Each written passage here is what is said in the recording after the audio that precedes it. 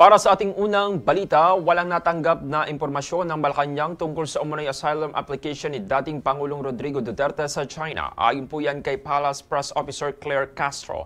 Ang tanging ulat na mayroon sila ay ang pagbabalik ni Duterte sa bansa mula Hong Kong.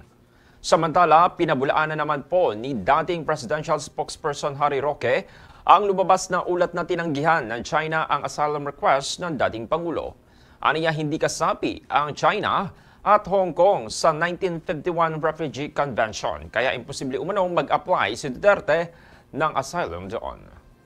Kinumpirma naman ng DSWD ang kanilang kahandaan sa mas mahigpit na pagpapatupad ng ayuda para sa Kapos ang Kita Program o AKAP matapos mabigyan ng exemption sa spending ban ng COMELEC. Ayon kay DSWD spokesperson Assistant Secretary Irene Dumlao, tiniyak ng ahensya na hindi magagamit sa politika ang programa sa pamamagitan ng pagresiba ng mga panuntunan.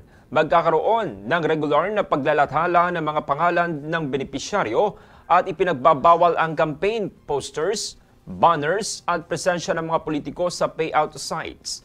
Layo nitong tiyagin ang patas at transparent na pamamahagi ng ayuda ngayong election 2025. Magiging mas mura po ang pamasahe sa eroplano ngayong Abril matapos ibaba ng Civil Aeronautics Board or CAB ang fuel surcharge sa level 4 mula level 5. Sa bagong rate po, ang surcharge para sa domestic flights ay nasa 117 pesos hanggang 342 pesos hanggang 385.70 centavos naman hanggang 2,867.82 centavos naman sa international flights. Ayon po sa CAB, ang surcharge ay ginagamit po yan ng airline companies upang mabawi ang pabago-bagong presyo ng petrolyo sa pandaigdigang merkado. Inatasan naman po ang mga airline companies na magsumiti ng aplikasyon para sa bagang fuel surcharge bago magsimula ang Abril na tiyak na papabor sa mga biyahero ngayong tag-init. Malaking ginhawa naman ang hatid ng PhilHealth sa kanilang mga miyembro matapos alisin ng 45-day benefit limit. Ayon po yan kay Palace Press Officer Attorney Claire Castro. Ayon kay Castro, mahalaga ang hakbang na ito lalo na para sa mga pasyenteng nangangailangan ng matagalang gamutan tulad na lamang ng hemodialysis.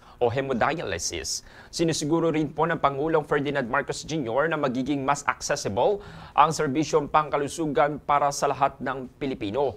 Dati, limitado lamang po sa 45 araw kada taon ang hospital confinement coverage ng PhilHealth. Ngunit sa bagong sistema, mas inclusive na ang saklaw ng benepisyo. Pinalawak din po ang coverage para sa may depekto sa puso mula 800,000 patungong 1 million pesos. Nagbahayag po ng posisyon ng Iglesia ni Cristo or INC kaugnay ng pag-aresto kay dating Pangulong Rodrigo Roa Duterte ng International Criminal Court or ICC at ang kanyang paglilipat sa The Hague, Netherlands. Binigyan diin ng tagapagsalita ng INC na si Brother Edwil Zabala na dapat manaig ang batas at hindi ang pansariling interes. Aniya ang batas ang nagpapanatili ng kaayusan sa bansa, kaya anumang paglabag dito ay dapat litisin sa loob ng bansa sa sariling sistema ng hustisya. Dagdag pa niya, may sapat na kakayahan at integridad ang hudikatura ng Pilipinas upang magpasya sa ganitong usapin. Hindi rin umano sumasang-ayon ng INC sa mga hakbang na labag sa batas. Matatanda ang nagsagawa po ng rally ang INC noong Enero upang ipanawagan ang kapayapaan at pagkakaisang ngunit dismayado sila na hindi ito nabigyang pansin ng gobyerno. Ayon naman kay Zabala, naniniwala ang INC na politika lamang ang nangingibabaw sa mga pangyayari. Sumailalim naman po sa basic first aid training ang 64 persons deprived of liberty of PDL sa BJMP Brooks Point District Jail nitong Huwebes sa pangunguna po yan ng Bureau of Fire Protection. Layunin po ng pagsasanay na pahusayin ang kahandaan ng mga PDL sa emergency situations. Ayon kay Jail Officer 3 Geoffrey Anglo, mahalaga ang kaalaman sa first aid upang matulungan ng mga PDL ang kanilang kapwa sa panahon ng sakuna. Tinuruan naman ang mga kalahok sa tamang pagbenda, paggawa ng splint at maayos na pagdadala ng pasyente sa oras ng sakuna. Isa sa mga lumahok, si Michael na isang dating healthcare worker, ay nagpaabot naman po ng interes na ibahagi ang kanyang natutunan sa kapwa PDL. Patuloy namang nakipag-ugnayan ang BJMP, PP or BPDJ sa iba't ibang LGU at ahensya upang palakasin pa ang kakayahan ng kanilang mga tauhan at PDL sa disaster response. Matapos makakuha po ng unanimous vote mula sa International Olympic Committee o IOC, official ng kabilang ang boxing sa 2028 Los Angeles Olympics. Ayon po sa IOC, ito ay matapos mabigyan ng provisional recognition ang World Boxing noong nakaraang buwan. Nagpasalamat naman po si IOC President Thomas Bach sa pagbabalik ng boxing sa Olympic program. Matatanda ang 2024 Paris Olympics, pinamahalaan ng IOC ang boxing matapos tanggalin ang International Boxing Association or IBA noong 2023 dahil sa issue ng pamamahala at pinansyal na kontrobersya. Dahil dito, hinimok po ng IOC ang mga National Boxing Federations na bumuo ng bagong global boxing body bilang kapalit ng IBA.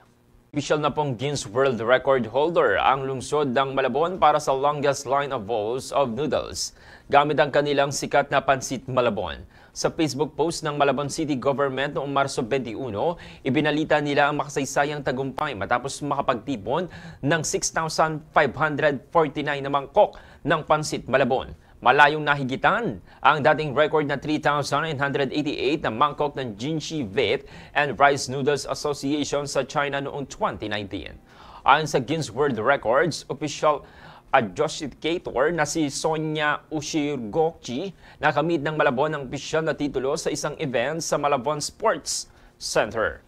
Bukod sa pagtatala po ng record, tiniyak din po ng lungsod na maayos na maipamamahagi at makonsumo ang lahat ng mangkok na noodles. Alinsunod yan sa patakaran ng Guinness. Pinuri naman po ng lokal na pamahalaan ng tagumpay bilang patunay ng yaman ng kulturang Malabon at ng Pansit Malabon bilang isang iconic na putahe. Muling magbabalik ang iconic OPM band na minahal ng mga Pilipino na Eraserheads. Kinumpirma yan ng frontman ng banda na si Eli Buendia sa special advance screening ng kanilang docu-film na Eraserheads Combo on the Run nitong Biyernes. Sa naturang press conference, sinabi ni Eli na malaki ang naitulong ng pelikula sa healing process ng banda at nabigyan sila ng pag-asa na maraming positibong bagay na maaaring mangyari sa kanila.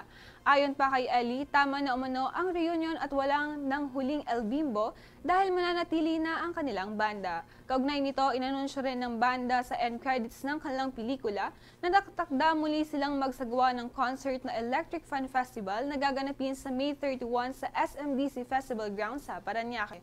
Matatandaan na disband ang nasabing banda noong 2002.